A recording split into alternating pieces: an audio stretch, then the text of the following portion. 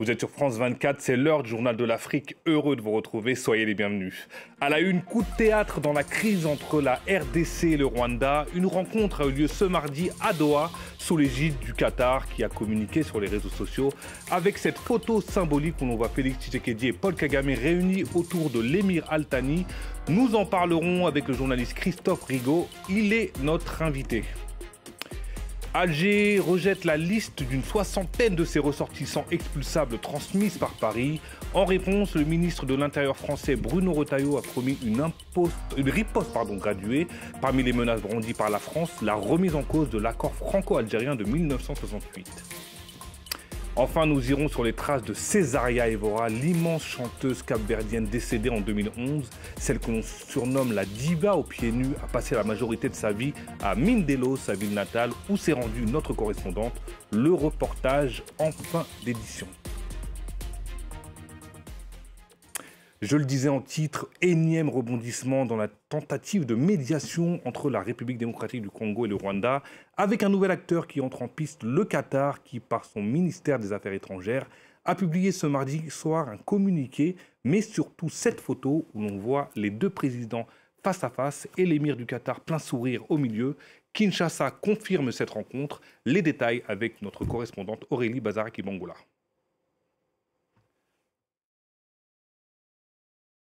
Une photo publiée sur les réseaux sociaux du ministère des Affaires étrangères du Qatar a provoqué la surprise générale ici à Kinshasa. Alors sur cette photo, on voit le président congolais Félix Tshisekedi assis en face de son homologue Paul Kagame et au milieu l'émir du Qatar, un large sourire aux lèvres. Le chef de l'État de la RDC et celui du Rwanda se sont donc entretenus à Doha en tête-à-tête au sujet du conflit dans l'est du Congo. La porte-parole de la présidence congolaise, Tina Salama, nous a confirmé la rencontre. Alors à l'issue de cette rencontre sous l'égide du Qatar, un bref communiqué a été publié par le ministère qatari. On y apprend que les deux parties se sont engagées à poursuivre des discussions, je cite, pour établir des bases solides pour une paix durable. Les deux parties se sont aussi dites favorables à un cessez-le-feu immédiat et inconditionnel comme convenu lors du dernier sommet de la SADC et de l'EAC. Alors cette rencontre entre Félix Tshisekedi et Paul Kagame était attendue depuis le 15 décembre. L'Angola avait tenté de les réunir lors d'un sommet sans succès. Ce même mardi, le médiateur angolais a tenté d'ouvrir des négociations directes entre les autorités congolaises et le M23. Mais en dernière minute, le M23, soutenu par le Rwanda, a annulé sa participation, affirmant que les sanctions prises par l'Union européenne constituaient un obstacle à ces pourparlers. Et pour parler de ce coup de théâtre, avec nous ce soir, Christophe Rigaud, fondateur du site Afrique Arabia sur l'actualité en RDC et en Afrique centrale. Bonsoir. Bonsoir. Et merci d'avoir accepté notre invitation sur France 24. Alors d'abord, je voudrais avoir votre réaction sur ce coup de théâtre et l'entrée en piste du Qatar. Est-ce une surprise ? Oui, c'est clairement une surprise. On ne s'y attendait pas, surtout le jour où devaient se tenir les négociations de Luanda. C'est quand même un sacré coup dur pour le médiateur angolais qui n'avait pas réussi à réunir Félix Tshisekedi et Paul Kagame en décembre et qui n'a pas réussi à réunir le M23 et le gouvernement à Luanda. Ce qui est important, c'est que le Qatar entretient à la fois des bonnes relations avec la RDC et avec le Rwanda, ce qui a sûrement pu permettre cette réunion. Ça permet aussi d'externaliser un petit peu la médiation hors d'Afrique. On a vu que les rivalités en fait régionales avaient bloqué ces multiples processus, que ce soit à Luanda ou que ce soit à Nairobi. On disait que l'EAC était plutôt favorable au Rwanda, que la SADC était plutôt favorable à la RDC. Et puis surtout, ça a permis à Félix Tshisekedi d'échapper pour le moment aux négociations directes entre l'M23 et son gouvernement. Pour lui, c'était une ligne rouge et donc il n'était pas très enclin à ces négociations de Luanda. Et puis ça permet aussi à Paul Kagame, qui est quand même sous pression internationale assez forte, eh bien, de montrer un petit peu sa bonne volonté, peut-être de faire baisser un petit peu cette tension sur son pays.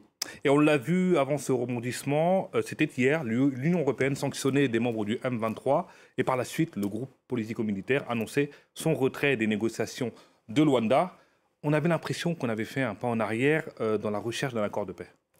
Oui, c'est clair. C'est vrai qu'on ne comprend pas bien, en fait, l'annonce de ces sanctions la veille de ces négociations. C'est quand même, à minima, je dirais, et justement, une maladresse. désolé de vous couper, justement, est-ce qu'on peut estimer que ces sanctions internationales, en l'occurrence celle de l'Union européenne hier, peut être contre-productive dans ces négociations? Là oui, puisqu'elles ont clairement, je dirais, offert un prétexte en or au M23 pour ne pas se rendre à Luanda. Maintenant, est-ce que le M23 n'aurait pas trouvé un autre prétexte? Mais c'est vrai que c'est important. Après, je ne pense pas que ces sanctions, elles ne sont pas nouvelles. Il y a eu des sanctions aussi américaines. Il y a eu aussi des suspensions d'aides internationales, que ce soit de la Grande-Bretagne, de l'Allemagne, du Canada au niveau international. Et on voit quand même que ces sanctions commencent un petit peu gêner Kigali avec la rupture de ses relations diplomatiques avec la Belgique. Et ça commence aussi à peser, je dirais, d'un point de vue de l'image et de la réputation du Rwanda. Ça commence à poser problème sur ce soft power du Rwanda, que ce soit sur le sport, sur le tourisme. Et on voit effectivement que peut-être que ces pressions actuelles ne sont peut-être pas à la hauteur de ce qu'attend Kinshasa et peut-être pas à la hauteur des pressions qui avaient lieu en 2013, au moment où le M23 s'était déjà emparé de la ville de Goma et où il y a eu des pressions très très fortes des États-Unis pour que le M23 quitte Goma et se démantèle. On en est encore assez loin. Et pourtant, avant ce coup de théâtre qu'on vient de voir et l'entrée du Qatar dans le jeu, la République démocratique du Congo avait mis comme ligne rouge la négociation directe avec le M23. Et soudainement, on a l'impression que la RDC a changé d'avis, a dit « Ok, on va négocier avec le M23 via la médiation angolaise, bien sûr, et pas à n'importe quel prix. » Y avait-il de vrais espoirs? Le problème de ces négociations ouvertes un petit peu à la dernière minute, un petit peu précipitées par João Lourenço, c'est qu'on veut bien négocier, mais qu'est-ce qu'il y a sur la table qu'il y a dans le panier, comme on dit. Exactement. Et en fait, c'est vrai que peut-être le seul regret que l'on peut avoir de l'échec des négociations de Luanda qui devaient se tenir aujourd'hui, c'est qu'on aurait peut-être su ce que les M23 pouvaient mettre sur la table et revendiquer. Parce qu'en termes de revendications, c'est quoi les revendications du M23? Est-ce que ce sont les accords de 2013 qu'ils demandent à Kinshasa de respecter? Est-ce que ce sont aussi la neutralisation des FDLR comme le demande le Rwanda? Ou est-ce que ce sont les revendications de l'AFC qui sont beaucoup plus dures et qui demandent le départ de Félix Tshisekedi? Donc on ne sait pas trop sur quel pied danser et on ne sait pas aussi par qui commencer pour négocier? Est-ce qu'il faut d'abord commencer par négocier avec le Rwanda ou avec le M23 et avec l'AFC? Et pour terminer, je voudrais qu'on revienne sur le terrain parce que c'est surtout là que ça se joue. On sait que le M23 a fait une percée ces derniers jours dans le territoire de Walikale. Avez-vous des informations sur ce qui se passe sur le terrain, sur la progression du M23?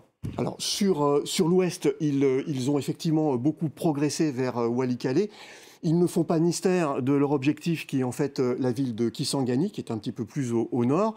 Au sud, ils ne font pas non plus mystère d'aller plus loin que Kamanyola où ils sont actuellement, c'est-à-dire la ville d'Ouvira et peut-être le Grand Katanga. Ça serait quand même une grande bascule dans ce conflit. On sait que le Katanga, c'est vraiment le tiroir-caisse de la République. Donc pour le moment, rien n'arrête les rebelles du M23. Félix Tshisekedi est à court d'alliés militaires. Les forces régionales de la SADC vont plier bagages. L'Ouganda, visiblement, n'est pas décidé à combattre le M23. Et le Burundi s'est un petit peu replié vers ses frontières, puisqu'il a eu visiblement l'assurance d'une sorte de pacte de non-agression du Rwanda. Donc, Félix Tshisekedi est maintenant tout seul, avec son armée congolaise qui est très faible, et avec ses Wazalendo, qui sont ces groupes armés très indisciplinés et très incontrôlables. Merci beaucoup Christophe Rigaud. Je rappelle que vous êtes fondateur du site Africa Arabia sur l'actualité en République démocratique du Congo et en Afrique centrale. Avec cette une aujourd'hui, négociation M23 RDC. Rendez-vous raté à Luanda. Je pense que vous allez la changer avec ce qui s'est passé avec le Qatar. Tout à fait. Donc, merci d'avoir accepté notre invitation dans le Journal de l'Afrique de France 24. La crise entre Paris et Alger se poursuit. Lundi, l'Algérie a refusé la liste de noms d'une 60aine d'Algériens expulsés que la France lui a soumise il y a quelques jours. En réaction, le gouvernement français pense à réduire les visas de travail pour les travailleurs algériens.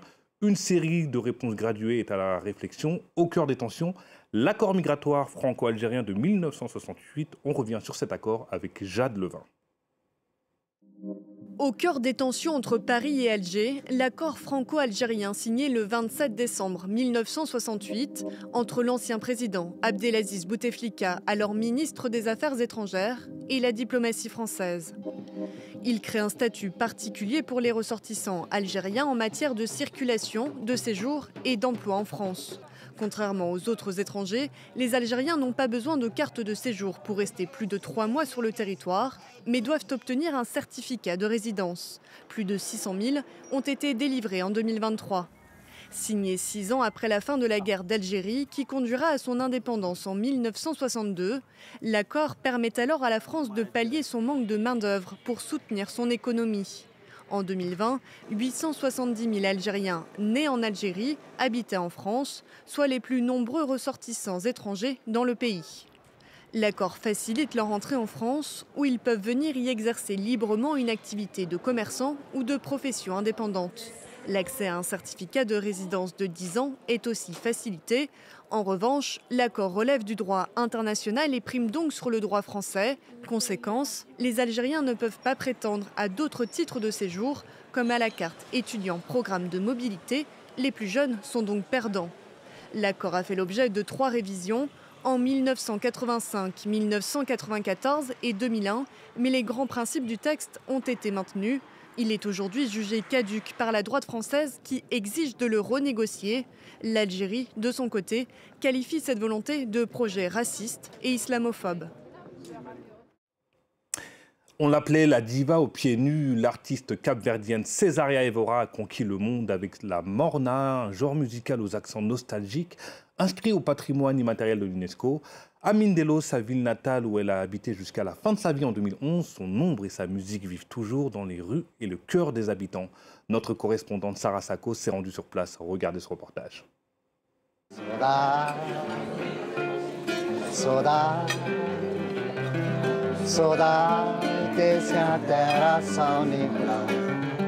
C'est un air qui ne quitte plus la nuit capverdienne, ni le cœur des musiciens. Saudade, succès planétaire de Cesaria Évora, a révélé au monde l'archipel. À Mindelo, sa ville natale, le souvenir de celle qu'on surnomme la diva aux pieds nus est toujours vif, 14 ans après son décès. Pour nous, déjà, elle présente la diva aux pieds nus, avec sa sympathie qu'elle avait, sa voix, sa gentillesse. Et pour nous, c'était une très, très grande inspiration pour nous, quoi. Et jusqu'à maintenant, ça tourne toujours, parce qu'on l'entend toujours, on écoute toujours sa musique, quoi. Que ce soit à la radio, que ce soit à la maison. Dans cette ville qu'elle n'a jamais quittée, Cesaria est partout, jusque dans le porte-monnaie des Capverdiens. Et au détour d'un café, ceux qui l'ont bien connue ne manquent jamais d'anecdotes sur le caractère d'une femme hors norme. Mais quand elle invite le maire chez elle à déjeuner, tu vois, le maire vient, s'assoit, et puis il y a le fou du coin qui passe devant sa maison, elle l'appelle, il s'appelait Aïbou, elle dit « Aïbou, viens là ». Et il rentre, il lui dit bah, « T'as mangé ?» « Non, bah, assieds-toi, tu vas manger avec le maire aussi ». Donc elle mettait le fou à côté du maire. Et voilà, ça c'est Cesaria. Pour elle, tout le monde était pareil. Elle était la même personne. Elle n'a jamais changé. Elle aidait les autres. Une icône que Mindelo compte bien continuer de célébrer avec l'ouverture prochaine d'un nouveau musée consacré à la diva chérie de ce petit pays.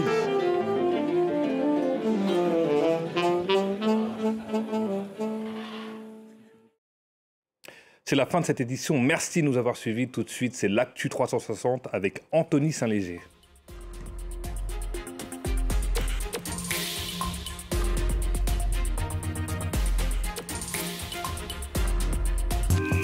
Des événements de 2005, au débat sur le communautarisme et à la vague de colère déclenchée par la mort de Naël, la fabrique médiatique semble se gripper quand il s'agit de parler des quartiers. Les médias racontent une réalité et les quartiers disent en vivre une autre. Alors que la semaine de la presse s'ouvre en France, nous faisons dialoguer grands reporters et médias de quartier. Pourquoi encore un tel miroir déformant et quel risque pour notre vie en société?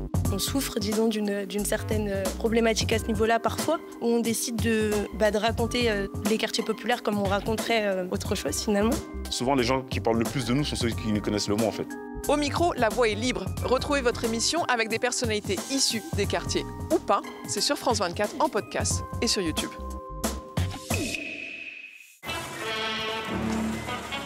Prenez soin de votre santé et de l'environnement en regardant la météo avec le groupe Vive.